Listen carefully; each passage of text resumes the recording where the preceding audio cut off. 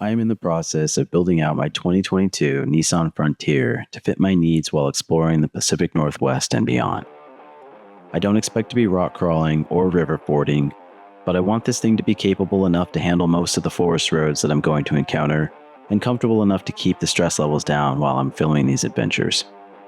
This is part 3 of my rugged off-road truck build series, and today's focus is going to be on adding some basic armor to the truck with rock sliders, a set of skid plates, an ARB dip cover, and we'll also be installing an extended Diff Breather kit. If this is your first time being here, welcome. My name is Brandon, and this is Rugged Northwest Excursions.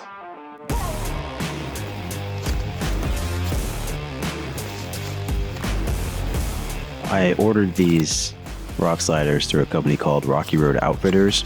They make custom sliders and I think some other things, but these ones are specific to my Frontier, and they're 100% bolt-on to the frame. There are a couple things I love, a couple things I wish were a little bit different. I definitely love how heavy-duty they are and how well they bolted on. Would have liked smaller gaps with the diamond plate step, but I guess that also allows for really good drainage. The welds all around are really good. There are a couple spots I wish they were a little bit cleaner, like on the end caps, and then I wish that they had welded the bottom side of the diamond plate as well, but maybe that's just overkill, I don't know. Overall, really like these. I opted to go with the thicker 3/8 steel for all of it, and it turned out really nice. Did take a while for shipping. It's kind of a made to order type of thing, so it did take about 8 weeks or so to get these, but I'm pretty pleased with how they turned out.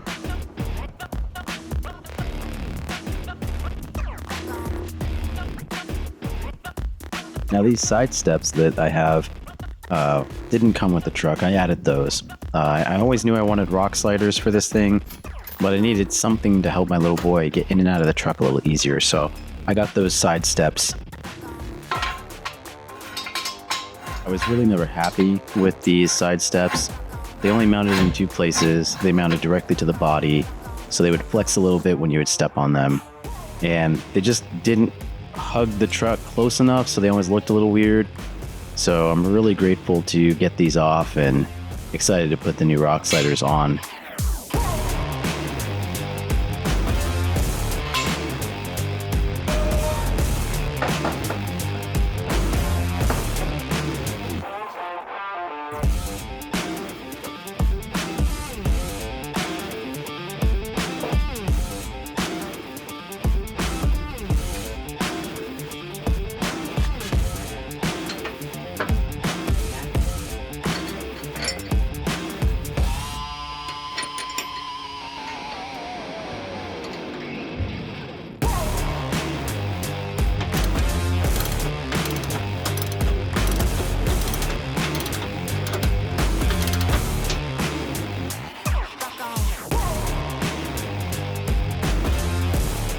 I think these things look absolutely awesome on there.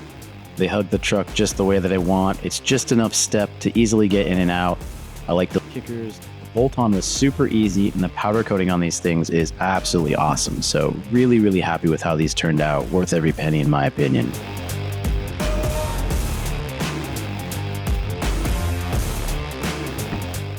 This just turned out so nice.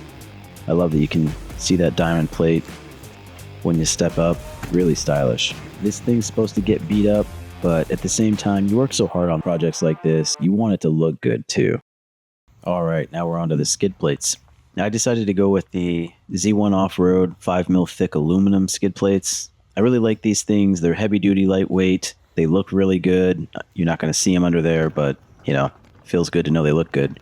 You can see my couple of factory plates here really needed to be replaced. It's just thin stamped steel, and they really don't offer a whole lot of protection for the places that I go and the stuff that I go over. So time to get these off and get the new ones on.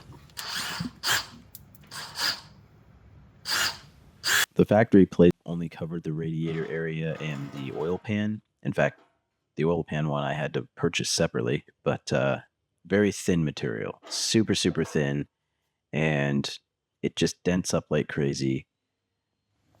The new plates, 5mm thick of aluminum, really well done. I can't remember the exact aluminum it's made out of, but it's really strong.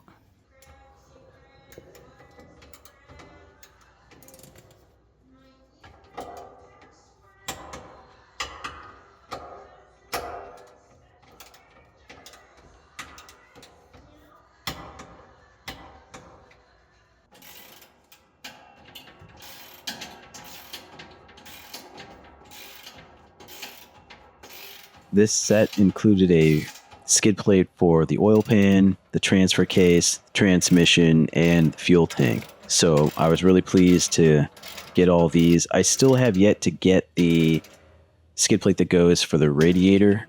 I don't know why that one was sold separately and they don't include it in the kit, or just make the kit cost a little bit more but include it, but you can't. You have to buy that one totally separate. So we'll end up getting that one as well. But I really appreciated how all this bolted on. Very easy. It just bolted up to original holes in the frame that were already threaded, and then you just torque it to spec and you're good to go. All right, now with these installed, it feels really good to get them on and to feel a little more confident about the protection of the belly of the truck. As you can see, I still need to get the radiator skid plate, but that'll be coming. For now, we'll focus on the next piece, the diff cover. I decided to go with the ARB differential cover. These things are tried and true, very popular, very strong, great fit, awesome craftsmanship. I was very, very impressed when I pulled this out of the box. This thing is a beast. The factory diff cover is, again, stamped metal, so there were also some complaints by other Frontier owners that you could easily kind of scrape the bottom of the diff cover and kind of peel that sheeting away, and then your diff is leaking. It's definitely something you don't want to happen on the trail, so I was happy to get this ARB cover. This also took a little while to get because it was on back order. Now, even though this was only an inch long, it was actually really difficult to get it into the hole. The magnet on this thing was very strong. Both the drain plug and the fill plug / dipstick have magnets on them, so it makes me feel really confident that any metal shavings are going to get caught by those.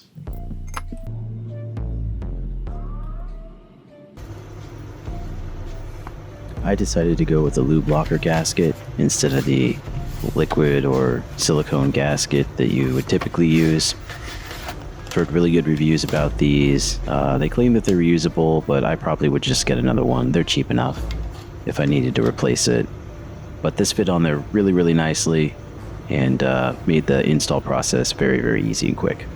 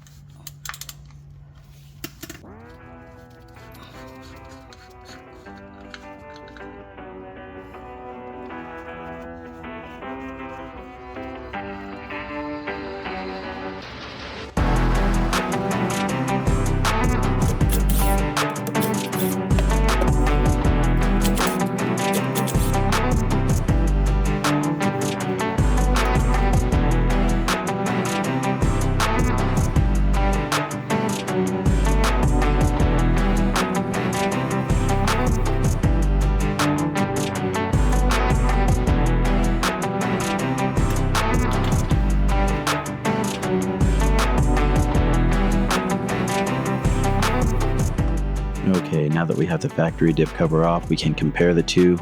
You can see the big difference here between the stamped steel from the factory and the cast iron of the ARB. Huge difference. Definitely a confidence booster. Not trying to walk on eggshells out there, but actually go over some rocks and logs and things without any issue. I decided to use the old cover as a template to figure out the oil level for the new one. Being that it has a dipstick, I want to make sure that I line up a mark on the dipstick where the original oil level should be.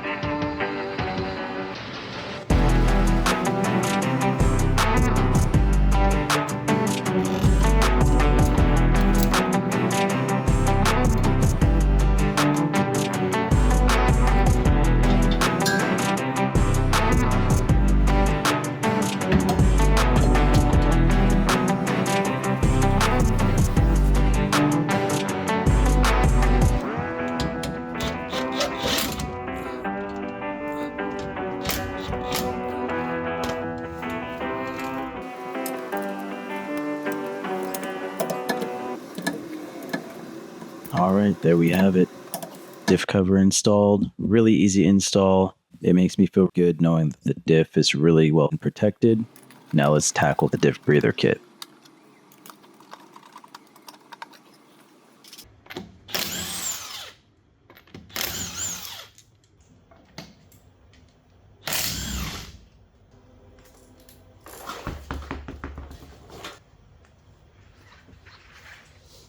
I got this Diff Breather kit through Z1 Off-Road, and if you don't know what a Diff Breather is, it essentially is a little breather that goes onto the axle so that the whole housing can basically bleed off when there's pressure changes within the axle.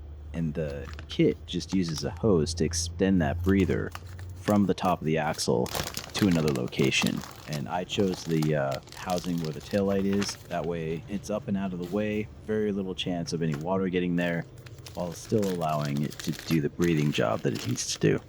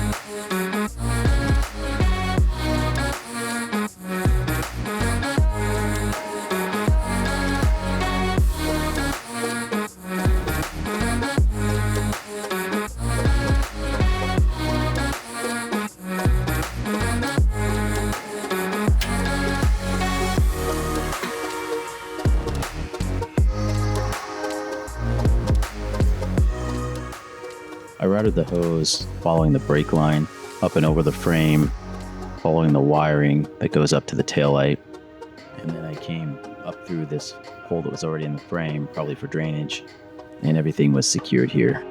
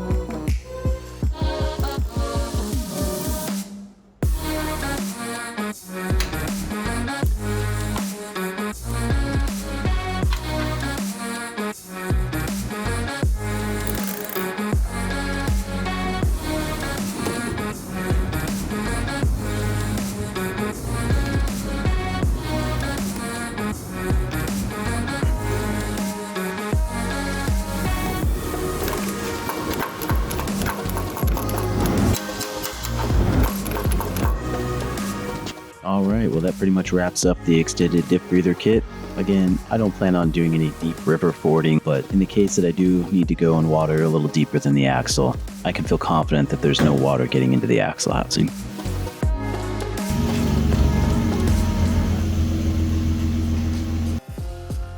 It's really starting to come together now, but we're not done yet.